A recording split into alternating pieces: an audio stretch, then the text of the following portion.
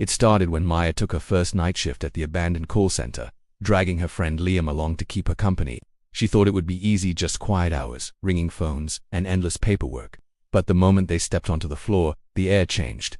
Cold, heavy, unnatural. Liam laughed nervously, brushing it off. But Maya could feel it.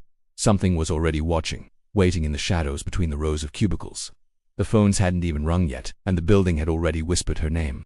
I always thought the night shift at the call center would be boring, maybe even easy money. Most people hated those hours, but I liked the idea of quiet. No traffic, no bosses breathing down my neck, no noisy coworkers. Just me, a row of cubicles, and the endless hum of computers keeping me company. At least, that's what I told myself the first night. By the third, I began to realize how wrong I was. The building looked different at night. During the day, the call center was all bright lights, busy chatter, and ringing phones. But at night, everything changed. The fluorescent bulbs flickered slightly, and their light didn't quite reach every corner of the room. The hallways stretched longer, the shadows pooled deeper, and every sound felt magnified. Even the click of my mouse echoed strangely, like it didn't belong to me. My cubicle was near the back, where the rows of desks seemed to disappear into darkness. Most nights I would sit, sip stale coffee, and wait for calls. Sometimes none came for hours. The silence was heavier than I expected. It wasn't the peaceful quiet I had imagined. It was oppressive, suffocating, as though the building itself resented me being there. That third night, everything started to feel different. It was just after midnight when my screen lit up with an incoming call. My headset warmed against my ear as I answered, prepared for the usual scripted greeting, but instead of a customer, all I heard was faint static. It was thin and crackling, like an old radio picking up a signal too far away. At first I thought it was a prank, so I repeated the greeting, waiting for someone to laugh or hang up. No one did. The static just grew louder, sharper, almost like it was pressing into my ear. I logged it quickly as a nuisance call and tried to shake off the unease. I told myself it was just a technical issue, maybe a bad line, but then another call came. The same static hissed through my headset. My skin prickled with unease. I shifted in my chair, adjusting the headset, hoping it would fix itself, but it didn't. The sound felt alive, like something was trying to crawl through the line. I pressed the headset tighter against my ear, and for a second, I thought I heard something beneath the static, a faint, almost human sound. It was so brief I wasn't sure if it was real, just a breath or a whisper slipping through the noise. I pulled the headset off, tossing it onto the desk, and sat there staring at it. My heart pounded, but the silence that followed felt even worse. By the time my shift was nearly over, I had convinced myself it was nothing more than faulty equipment. Maybe the wires were old, maybe the system needed maintenance. It was easier to believe that than the alternative that something had been on the other end of those calls, listening to me, breathing into the static. I powered down my station, eager to get out of there, to escape into the fresh night air outside. But just before I left, I noticed something that made my stomach twist. The monitor's black screen reflected the faint glow of the emergency exit lights behind me. As I stood to grab my bag, I caught sight of movement in that reflection.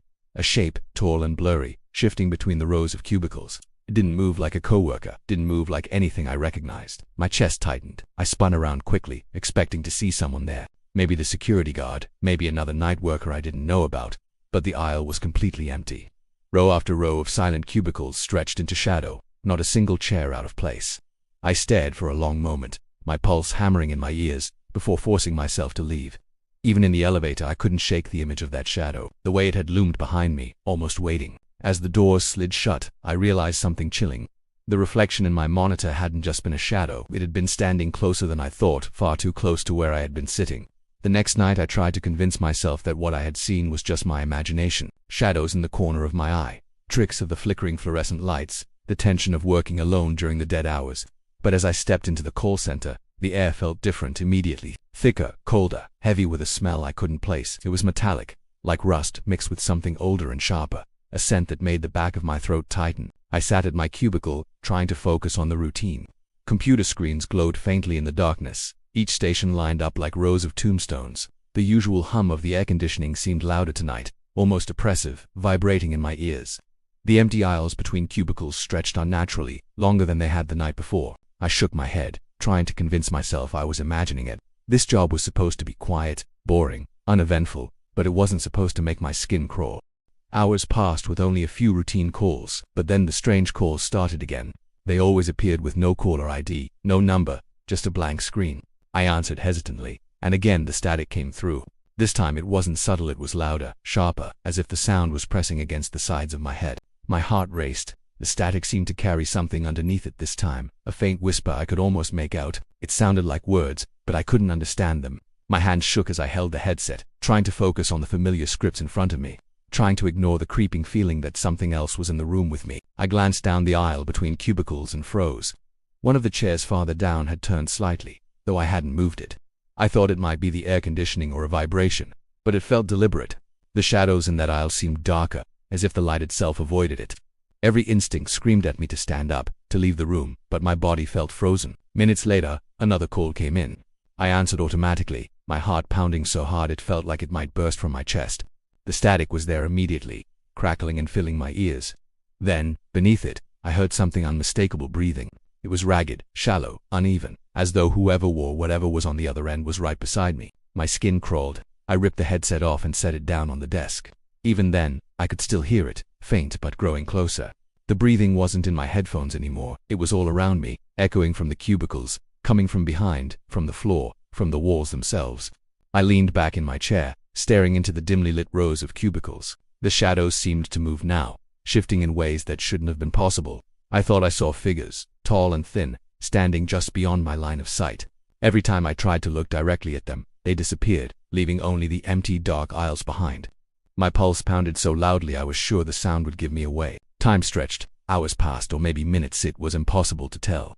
The building had a way of swallowing time when you were on the night shift, and tonight it felt exaggerated, like the walls themselves were bending, stretching, holding me inside. I couldn't remember when the last regular call came through. It was just me, the static calls, and the whispers that seemed to grow clearer every time they appeared. At one point I glanced at the monitors around me and noticed something even more unsettling. On the empty screens of the other cubicles, faint images, flickered shapes that looked like figures hunched over, staring back at me. They moved slightly, just enough to make me believe I wasn't imagining it. I forced myself to look away, focusing on my own desk, trying to breathe normally. But the sense of being watched didn't leave. It pressed against me, wrapping around me, as if the room itself was alive. Then, around 3:11 a.m., the phone on my desk rang again. I stared at it, knowing exactly what I would hear. When I answered, the line was silent for a moment before the faint static-laced whisper returned. This time, it wasn't just breathing, it sounded like someone was saying my name, dragging it out slowly, deliberately. I froze, my hand trembling. Whoever or whatever was on the line knew me. It knew exactly where I was, exactly what I was doing. I pulled the headset off, shoving it into the drawer, and backed away from the desk. My eyes darted to the aisles, and that's when I saw it, a movement in the corner of my vision. Too fast to identify, too purposeful to ignore. Something was there, somewhere in the rows of cubicles, watching me, waiting. I could feel its presence in the air, heavy and suffocating. I left that night shaken, my hands trembling long after the elevator doors closed. And even as I walked to my car, I couldn't shake the feeling that I wasn't alone, that whatever haunted those aisles hadn't gone to sleep when I did. It had simply been waiting. Sleep had become nearly impossible after that second night. My mind refused to rest, replaying every detail of the static calls, the whispers, and the shadows that seemed to follow me wherever I went. Even in my small apartment, I felt their presence, as if the call center had somehow attached itself to me, trailing me like a dark stain I couldn't scrub away. I stopped eating properly, stopped calling friends, and even avoided the sunlight, fearing that leaving my apartment might allow whatever was in that building to reach me. By the third night, I felt hollowed out. My body was exhausted, but my mind refused to surrender. I told myself over and over that it was stress, paranoia, exhaustion, that surely nothing supernatural could exist in a place so mundane. Yet when I entered the call center, the air was colder than ever, sharper, carrying that same metallic scent that had made me gag the night before. The fluorescent lights flickered intermittently, and the rows of cubicles seemed to stretch farther into darkness than they should have. It wasn't just my imagination anymore. I could feel the difference in the space itself. A distortion, as if the building had grown taller, longer, stretching around me like a trap. The calls started almost immediately. Blank caller IDs, endless static, and beneath it all, those faint whispers that were slowly growing clearer. Tonight, they seemed deliberate, almost taunting, like someone was playing with me. I tried to focus on the scripts, but the words blurred together, meaningless letters on the screen. My fingers hovered over the keyboard, shaking, unable to type fast enough. Every time I looked up, the cubicles seemed to shift slightly, their shadows pooling unnaturally, as if something was moving just out of sight. Then I noticed the call logs. At first, I thought it was a mistake, a glitch in the system. Mixed in with my regular entries were lines of text I hadn't typed, phrases so short they seemed insignificant. But the content chilled me to the bone. "I see you, don't turn around, you're not alone." My hands trembled as I scrolled through the logs. unable to comprehend how these messages could have appeared. It wasn't a technical error. Whatever was doing this was in the system, and it knew me. Panic settled in my chest, sharp and suffocating. I looked around the room, desperate for some explanation, but the cubicles were empty, their chairs perfectly still. I forced myself to keep working, keeping my eyes on the scripts, on the screen, but every few seconds I would glance at the aisles, expecting to see anything that would explain the calls, the voices, the creeping terror. Then my monitor flickered, and the reflection on its black surface caught my attention. At first I thought it was my own tired face staring back, but the reflection wasn't right. It twisted, stretched, and warped, becoming something I didn't recognize. Its eyes were hollow, black pits that seemed to pull at my soul, and its mouth stretched unnaturally wide, a silent scream frozen on its face. My heart slammed in my chest. I slammed my hands onto the desk, the reflection vanishing as quickly as it appeared, leaving only the dull glow of the monitor. I ripped the plug from the wall, hoping to destroy whatever image had appeared. The screen went black, but the sense of being watched didn't disappear. I could still feel it behind me, pressing in, like the air itself had grown heavier. Every sound, the hum of the computers, the distant drip of water from the pipes, the scratching of my chair felt amplified, as though it was all designed to remind me that I was not alone. As the night dragged on, I started hearing whispers again, this time not through the headset, not through the calls, but directly in my ears, faint and almost imperceptible, like the sound of someone breathing just behind my head. I turned around quickly, but the aisles remained empty, the cubicles still and lifeless, or at least they appeared that way, but I knew better. I could feel the presence moving between the shadows, just out of sight, watching, waiting. I tried to tell myself it was exhaustion, a hallucination brought on by too many sleepless nights. But then something moved in the corner of my eye, a dark figure, blurred at the edges, hunched over as it slipped between cubicles. I froze, unable to look directly at it, unable to move. My chest felt like it was caving in. Whatever this was, it wasn't human. It wasn't anything I had ever seen before. I left that night feeling hollow and drained, but worse than that was the creeping certainty that whatever had attached itself to me in that building wasn't finished. It wasn't just in the call center, it had found me, and it would follow me, lingering in every quiet moment, every flicker of light, every shadow that stretched too far across the walls. I realized with a chill that no matter how far I ran, no matter what I did, the voice, the presence, the thing in the shadows, it would never let me go. By the fourth night, I had stopped pretending that I could handle this. Sleep had become a distant memory, replaced by a constant, gnawing anxiety that made every movement feel wrong. I couldn't escape the feeling that the call center had changed, that the building itself was alive in some malevolent way, watching and waiting. The shadows weren't just shadows anymore, they were shapes, twisting just beyond my vision, bending the light around them. When I stepped onto the floor that night, the air hit me immediately. It was colder than before, sharp and metallic, biting at my skin, and the faint smell of iron hung thick in the air. I shivered, pulling my jacket tighter around me, and tried to ignore the rows of cubicles that seemed to stretch endlessly. They looked the same as always, fluorescent lights humming above, but the light didn't reach every corner. Some aisles were darker than they should have been, and those shadows shifted as I walked past them, subtle but unmistakable. The calls started early, one after another, blank caller IDs with static that hummed and crackled through the headset. This time, though the whispers beneath the static were clearer, I could make out shapes of words, short phrases that felt like nails on my nerves. "I'm here. You can't leave." My fingers trembled as I typed the call logs, but even as I tried to focus, I couldn't escape the sense of being watched. Every few minutes I would glance down the aisles expecting to see something, and each time, I felt the presence of eyes on me, just beyond the reach of light. Around 2:40 in the morning, I decided I couldn't sit at my desk any longer. I needed to see, needed to confront whatever was in the shadows, to prove to myself that it was all in my head. I rose slowly, my chair scraping against the floor, the sound echoing unnaturally. I walked down one of the aisles, eyes scanning the cubicles. They appeared empty, ordinary. But then I saw movement in the corner of my vision, a chair slowly swiveling on its own. My stomach knotted and my pulse shot through the roof. The chair wasn't moving with the rhythm of a person standing, it moved deliberately, like it had a will of its own. I froze, every nerve screaming at me to run, but my feet were rooted to the floor. The air felt heavier, pressing down on me, thick with something I couldn't name. Then I noticed the desk beside the swiveling chair. A headset lay there, same model as mine, but it was dripping with a dark, sticky substance. I gagged, recoiling, the smell of iron and something else, something rotten, filling my nostrils. I stared at it, paralyzed, unable to comprehend what I was seeing. My own headset, still on my desk, crackled to life without being plugged in. I didn't touch it at first, convinced it was another hallucination, but then a voice came through. It was my own, distorted, whispering from inside the headset. "Don't leave me alone." My hand shook as I dropped it, the sound lingering in the room, echoing off the walls, following me as I backed away. The shadows along the cubicles seemed to stretch further, twisting toward me like dark tendrils. I stumbled backward, heart hammering, and realized the layout of the room was no longer familiar.